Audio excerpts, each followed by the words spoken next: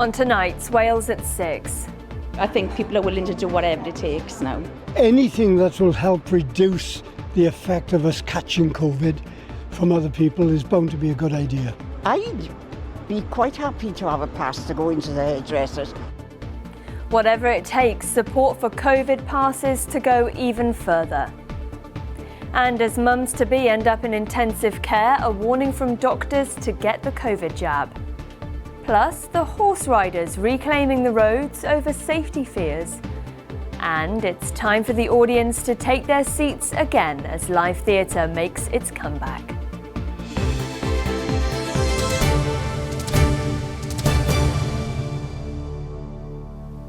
Good evening, I'm Ellie Pitt. The introduction of compulsory COVID passes for entry to big music and sports events has had the backing of the people of Wales in an ITV Wales poll. Published in the last hour, the survey also reveals that some who responded want the scheme to go even further. It shows that 48% believe the rules should also include pubs and bars, and that more than a third of people questioned went as far as to say that a vaccination pass should be needed to go into the hairdressers or barbers. Mike Griffiths reports now from Treorchy. Sarah's Cafe is doing good business. After 18 months of stop and start, every customer counts. Next to September and then we're up to Christmas. So obviously we had a little taste of that last year and then things just got sort of progressively worse until we were closed at Christmas time. So it's nice that there's this sort of vibrant, busy feel back in the shop, but sort of at the same time apprehensive about where it could go as we get more into the winter months. We're still taking other measures, the extra cleaning measures and all of those sorts of things. What's been proposed for these COVID passes, as they're calling it, what would the prospect be of it if you did have to show evidence of that if people were drinking?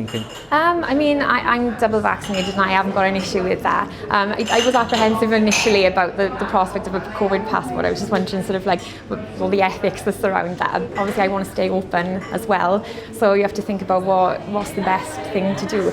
I'd be quite happy to have a pass to go into the hairdressers or wherever, because anything that is brought in is intended to work. I think people are willing to do whatever it takes now, just to move on and have a healthy life and keep everyone safe. Anything that will help reduce the effect of us catching COVID from other people is bound to be a good idea. Announcing the move on Friday, the First Minister says the plans are an attempt to strike a balance.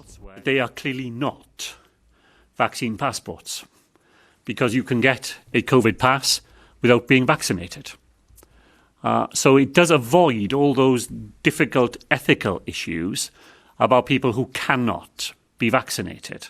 The reason for not implementing on a compulsory basis the COVID pass in high-risk areas until the 11th of October is to give the sector time to prepare. But businesses here say they need clarity and warning over any further moves that might be needed. If you want to keep pubs and clubs open and you want to keep going shopping and you want to go to work, etc., I think we all have to play our part. We need to be prepared. I think the more information that we can give our pub landlords and our cafe owners, none of us want to see food going to waste or beer, like I said, being poured down the drain. I think if we can plan ahead, then that'll be better for everyone. People and businesses here say they're cautious but ready to play their part. Mike Griffiths, ITV News, Treorchy. The rollout of the COVID booster jab for the over 50s, frontline workers and the most vulnerable has begun. But there are still serious concerns about the numbers of pregnant women who are yet to come forward for their appointments. 4 in 10 haven't had the jab. Earlier I spoke with Dr Jill Richardson, who's in charge of Wales's vaccine rollout programme, and I began by asking her how safe the jab is for both mum and unborn baby. So the vaccine has now had extensive trials and also extensive experience of use throughout the world, US, Canada, a lot of experience with the Pfizer vaccine, which is the one that we offer to our pregnant ladies. And it is really high safety profile, and we just urge them to come forwards. So far, around 60% of pregnant ladies have had the vaccine, but of course, this does mean that 4 in 10 haven't. And that is a concern because we are finding that several of our hospitalisations are for pregnant ladies, and some of those sadly have needed intensive care. So we really urge people to come forward. It's the best thing to do for themselves and their babies. Because what's the risk to them then if they don't get vaccinated? Well, in pregnancy, the immune system is what we call down-regulated. So to enable the mum to carry the child and support that. But it does mean that particularly in the last 3 months of pregnancy, but actually, we would say the whole of pregnancy, it's actually very important that protective vaccinations are accepted. And COVID is clearly one of those. Let's turn now to the booster vaccination programme, which has obviously started across Wales. How's it going to work, that rollout? What can people who might be waiting for a letter perhaps expect? So we know now that the advice from the Joint Committee of Vaccination and Immunisation is that people should be offered the booster dose if they are in certain categories. So care home residents and also staff, frontline health and social care workers, those with clinical conditions that put them at risk above the age of 16, and all the over 50s will be offered the vaccine, as well as adult household contacts of immunosuppressed people. So that's quite a range, and it's very similar to the initial groups that were done with the primary programme. So as long as there has been a 6-month gap between somebody's last primary dose, so for most of us it would be the second dose, then they are able to have their vaccine. And then turning to 12 to 15-year-olds, how will they receive the jab? Is that going to be at school or through their GP for an appointment, for example? So for most of our 12 to 15-year-olds, they will be having the mass vaccination centres opening later and opening at weekends. There may be some schools delivery, but we're very concerned that, people's education has already been quite disrupted, and we want to make sure that that is not a risk. We're also developing materials, so with our Children's Commissioner and her office, and also the Royal Colleges are working on a decision aid to help young people to have those conversations really with their families. Dr. Jill Richardson, thank you for your time. You're welcome, thank you. Well, many of these issues and much more will be up for debate in ITV Wales' Sharp End programme that returns for a new series tonight. And its host, Rob Osborne, is here now to tell us a little bit more about what we can expect. But first, you've been digging around in these poll results as well, haven't you, this afternoon? Yeah, I think an indication in Mike's report there in Treorchy and in our poll that broadly people in Wales support the idea of a COVID pass or passport. But some other interesting stats, 55% of people in Wales still say they're worried about the coronavirus. 43% not so worried, so perhaps that might surprise people. In other pandemic news today, Welsh Labour have cancelled their autumn conference scheduled for November. The fear being that the rates of transmission in the community might be higher as we get towards the winter. Now, the First Minister has never ruled out bringing back restrictions, and I interviewed him about an hour ago for Sharp End, and I asked him what would need to happen in Wales for those reversals to come back in. Here's what he said. Now, at the moment, vaccination is still providing a solid defence against the sorts of numbers that we saw in the first and second wave. But we are seeing more people in hospital. We are seeing more people in critical care. It's manageable at the moment, and all our efforts are designed to keep it at that manageable end. If we were to see a new variant of the disease, if we were to see the vaccine protection waning more quickly than the experts tell us to expect, of course the position could be worse, and then we would have to think about other things that we may have to do. So the First Minister, but what else can we expect on Sharp End tonight? More on that then? poll, so if you like poll news, please tune into Sharp End tonight. We'll also get what people in Wales think about the national insurance rise, remember that, a couple of weeks ago, and whether Wales should have its own COVID inquiry. Now, the First Minister has always sort of indicated he wants Wales to be part of a UK-wide one, but in that interview that you just saw part of there, he goes further than he has done before about suggesting that perhaps Wales will have its own, or the possibility that it might have its own. He also signals that nuclear power could be coming back to parts of Wales, so if you live near Trawsfynydd, you might be interested. And he also tells us what he thought about those people protesting out his home in the summer. Remember those scenes that we saw? So we'll have a bit of that tonight. Look, my voice may be weak tonight, Ellie, but the analysis will be as sharp as ever. Rob, thank you very much. Well, you heard it there. All of that coming up on Sharp End tonight at 10:45, right here on ITV Cymru Wales. To other news now, though, and a 19-year-old man has been arrested in connection with a serious sexual assault in Cardiff city centre. The capital's campus of the University of South Wales was temporarily closed as police carried out their investigations. A man from the Penellan area of the city remains in police custody. A 16-year-old girl has been discharged from the University Hospital of Wales following treatment and continues to be supported by specially trained officers. Swansea City says one of their players was racially abused during his side's championship match away at Luton Town at the weekend. Police say they've launched a full investigation into the incident involving defender Rhys Williams, to identify those involved. Swansea City said it condemns racism of all kinds and thanked local police and Luton Town Football Club for their swift response. Work has started to demolish an entire block of houses on Wales's most polluted street. All the residents living in affected homes in Havard-a-Runness Road near Crumlin were forced to move out after nitrogen dioxide levels there were found to be the highest in the UK outside of central London. A demolition firm has started preparing the site before the homes are pulled down next month. The leader of the Welsh Liberal Democrats says it'll be her job to bring back the radical streak to Welsh politics. Jane Dodds was speaking to the party's UK conference, which is being held online this year. She said that despite being the only Lib Dem in the Senedd, she will make sure the party's voice is heard. Welsh politics and democracy needs to change gear, to bring forward the ideas that shape a new promise for the next generation. A promise that each and every one of us and our planet can thrive. A Wales that creates opportunity, supports talent and aspiration, and creates a fairer, greener economy. Still ahead for you on tonight's programme. The doors are open and the curtains are up as this theatre in Cardiff prepares to welcome people back for the first time since March last year.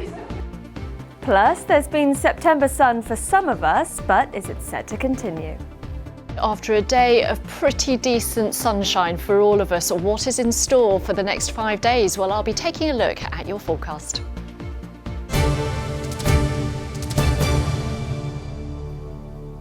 But first, families across Wales are facing a potential hike in the cost of living as increasing gas prices are being felt at the petrol pump and in supermarket supply chains. Brexit and the COVID pandemic have contributed to the situation. Charities are warning the timing of the energy increases could hit many families hard, as some are already losing the extra £20 a week from Universal Credit as of next month. Our correspondent Richard Morgan has been taking a look at the impact gas prices are having.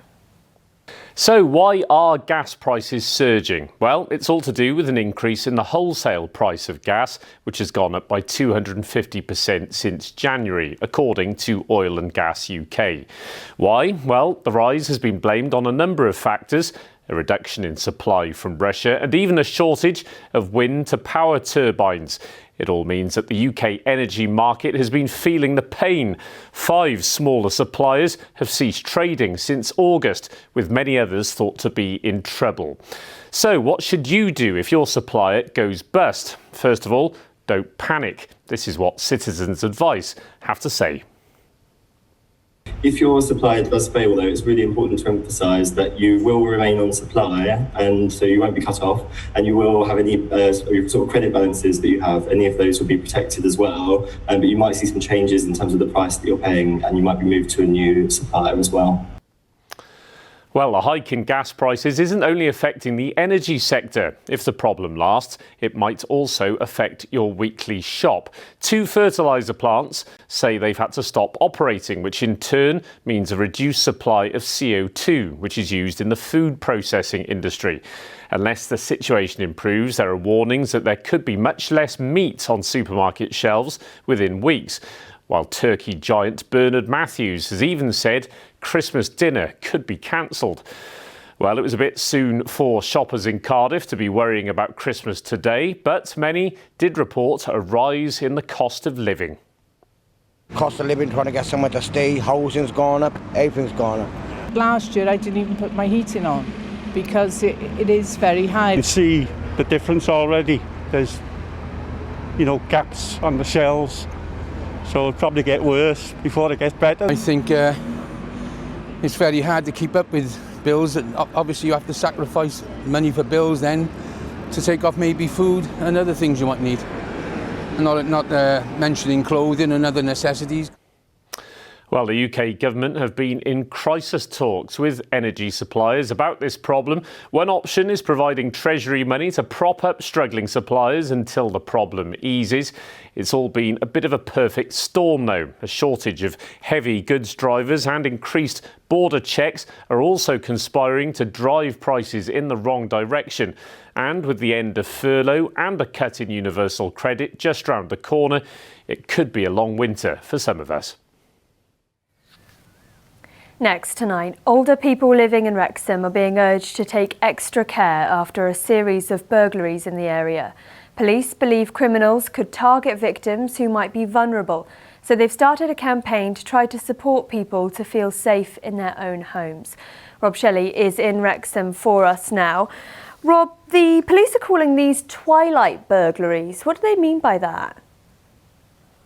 Well, it's not about the time of day, although we are nearing twilight right now. It's the time of year. We're heading towards the dark times where the clocks go back, and yet the weather's still quite nice, so people do things like leave their windows open and go out for a walk and forget they've left their windows open, and they make themselves a target for travelling opportunistic burglars. And that's what North Wales Police are warning people about. They're not saying worry, they're just saying do a little exercise, step outside your front door, have a look at what could make your house a target. Have you closed all the windows? Have you locked the doors? Have you secured everything? Maybe put a light on or thought about a security light? Because talking to the experts, Alan Oldfield, the chief inspector from down the road in Wrexham, basically when travelling opportunistic thieves come and actually look over a house, they break their way in, they're pretty ruthless with what they do once they're in there. It used to be video recorders that were stolen and then DVD recorders, but those items are now considerably cheaper to buy and they're of not much value to sell on. Our travelling criminals and criminality are looking at cash, they're looking at gold, they're looking at items of jewellery, they're looking at items that they can move on as soon as they can and sell on or send away to get smelted down. And Rob, I suppose you've been finding out that it's the emotional impact of burglaries that's much bigger than, the things that are being stolen themselves. Exactly, yeah. You do the itinerary of what's been taken, you get the crime number. That's the least of it, because something else gets stolen when someone comes into your house and steals something. They steal a little bit of your peace of mind as well. And, talking to Chief Inspector Oldfield, he's been to so many cases where people's lives have been literally turned upside down simply because they just left a chink, a target open for someone who was just passing by and literally thought, why don't we stop and see what's there inside this person's house? Burglary is not classed as a hugely serious offence, and yet the consequences for people's lives are so serious, aren't they? You get so angry. You do get angry. I've been a victim of burglary and it's horrible. That's why I'm so dedicated to investigating these type of offences. I think once you understand the impact that it can have on somebody's life, you can start to see how our victims feel.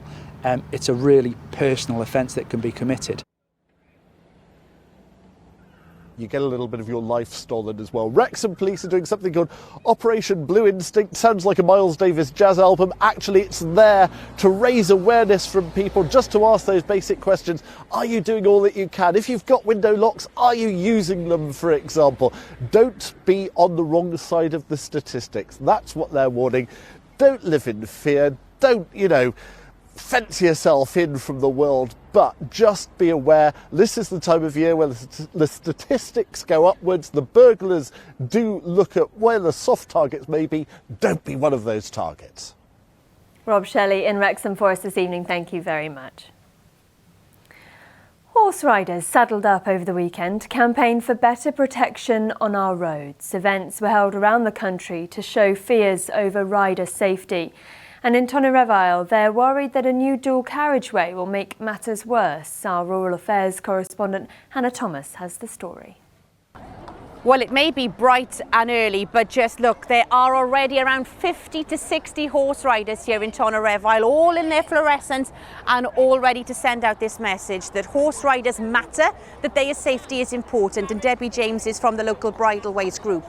Debbie, this is what you want the public to see, isn't it? The horse riders really do belong on the roads and they need to have routes that are sensible for them to ride. Yes, we are increasingly worried about the dangers on the busy roads that we have of today. Many moons ago when I first started riding, it wasn't as dangerous. Now, unfortunately, even yesterday, we had a horse death on the road in the country, and at the moment we're very concerned about a dual carriageway that's being proposed just along the way there, which will stop all our horse riders that you can see here today from accessing our forestry in Llantrisant.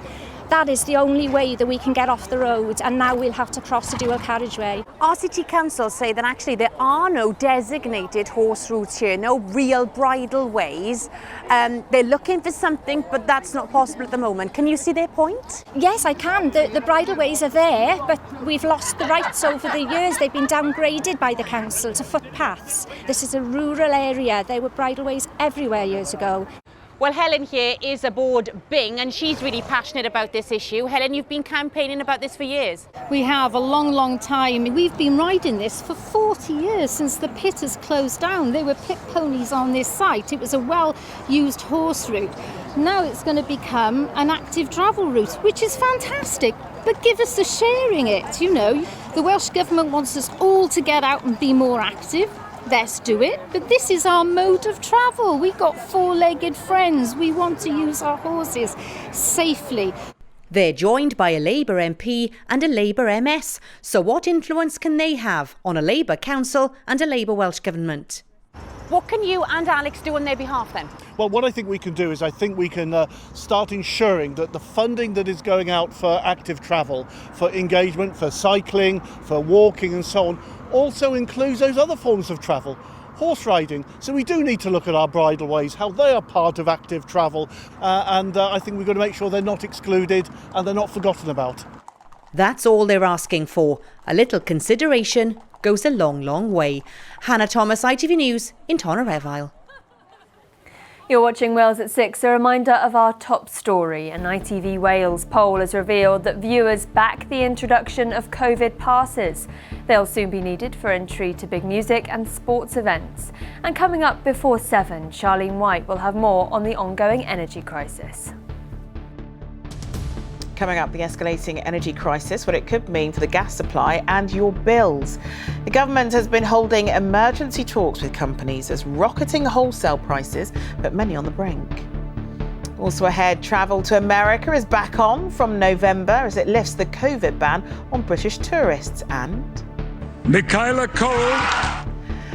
Cole makes history as the Brits dominate TV's Emmy Awards. Join us for those stories and more from 6:30. Now, one by one, audiences are filling up our theatres again after missing out on live shows for the last 18 months. And this evening, it's the turn of fans of the New Theatre in Cardiff to get back in their seats for the reopening night. Our reporter, Kelsey Redmore, is there for Curtains Up. I mean, Kelsey, what's the atmosphere like? This has been a long time coming, hasn't it? It certainly has been a long time coming, Ellie, and everyone here is just getting things ready for the show tonight. So tonight is the opening night here in the new theatre in Cardiff of Priscilla, Queen of the Desert. Now, I'm backstage here. Behind the stage, you can probably see some of these costumes. We've got some sequins, some sparkles. So everyone's getting ready for that tonight. I'm so excited to finally be back here and open in the theatre. And I'm very pleased to say that I am joined by two members of the cast of Priscilla, Queen of the Desert, Nick and Edwin. Thank you so much for joining us. No worries. So tell us, what's it been like for you? Because I know that this is the opening night in Cardiff, but you've actually been on tour, haven't you? Yeah, we've been on tour since June. So we had like 15 months out during the pandemic, which was kind of mind-boggling. And then all of a sudden it was like, right, you're up, the show's going back up, we're starting again. So it was just a case of like training super quick, and getting our heads back in the game. So we're a few months in. We played to socially distanced audiences for like first 4 weeks. Yeah, first 4 weeks, and now we've got full audiences, which is kind of a dream come true. I think there was a point where we all thought it might not happen again. So just to be back is a dream. Yeah. And Edward, what's it like to be opening in Cardiff? I mean, opening night is a huge night, isn't it? Oh, it's amazing. This is the perfect show to open the theatre again after 18 months of closure. It's so much joy. It's got real heart to it. It's got songs that everybody knows, glitter, camp, It's real fun, so it's going to be amazing to be the first show back on at the new theatre. What are you expecting from audiences? Because the audiences are always very lively in Priscilla. What are you expecting tonight? Wigs, heels, glitter, standing ovations. Standing ovations. Sing along. We actually do get a standing ovation every night, which is kind of brilliant. Yeah, apparently there's lots of local drag queens in, so I can't wait to spot them in the audience. Yeah, it's going to be fantastic. That's amazing. I literally can't wait to see what it's going to be like. But whilst you guys have been, you're going to be on stage tonight. Obviously, Olivia, you were the front of house person here. And, yes. You really are the one who kind of keeps everything ticking behind the scenes. What's it been like for you and in the theatre during the pandemic? I think across the theatre, in sort of every department, whether that's front of house, backstage, it's obviously been incredibly difficult. A lot of people have had to go off and get other jobs just to kind of make ends meet.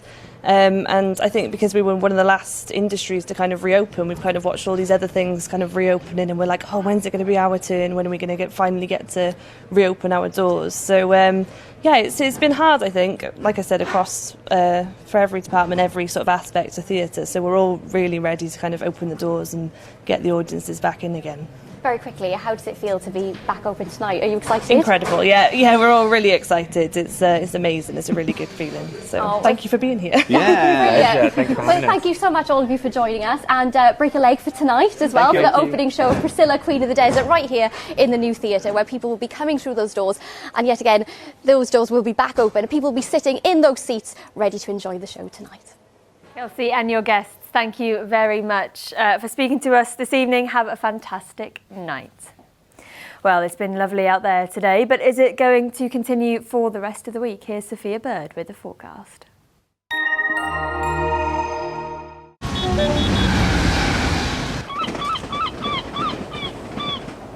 Great Western Railway sponsors the ITV Cymru Wales weather. Good evening. Well, I hope you've had a really lovely start to the week. We couldn't really have asked for anything better today, could we? Some great sunshine. Looks as though it's going to remain pretty much dry and sunny for the best part of the first half of the week. But from Wednesday night, Thursday, we're likely to see a bit more in the way of cloud. The reason? Well, we've got an area of high pressure that's influencing us. It's a pretty dominant feature and it's holding up all the systems trying to move in from the northwest. But on Wednesday, one of them in particular does make pretty steady progress. This system's likely to break up a little bit as it heads towards us, and we'll certainly see a bit more in the way of cloud, but possibly some rainfall towards the end of the week. We'll know more details nearer the time. But between now and then, it really is clear skies. Certainly today we've had some really lovely conditions with temperatures up to around 20 degrees across the country, but you can see that cloud filtering in across Anglesey, heading through. I think it'll be fairly cloudy for the northern part of the country. For the southern part, you can see patches of mist and fog starting to develop by dawn tomorrow, but temperatures overnight falling away to their lowest, around 8 or 9 degrees around Cardiff. Now, as we head through the day tomorrow, that mist and fog will burn away, but we are likely to see it replaced by some cloudier spells, but also some fairly good sunny periods, and it should remain dry, just the very small risk of the odd shower here and there. But temperatures tomorrow similar as today's high, somewhere between 17 and 21 degrees and a fairly light breeze. If we take a look as to what's to come, essentially dry, settled, some sunshine around, but a bit more in the way of cloud moving through as we head towards the weekend, and at times there could be the risk of the odd shower as well. Whatever you're up to, have a lovely evening. Great Western Railway sponsors the ITV Cymru Wales weather. That's all for now. I'll be back after news at 10, but until then, thanks very much for watching. Have a lovely evening. Bye-bye.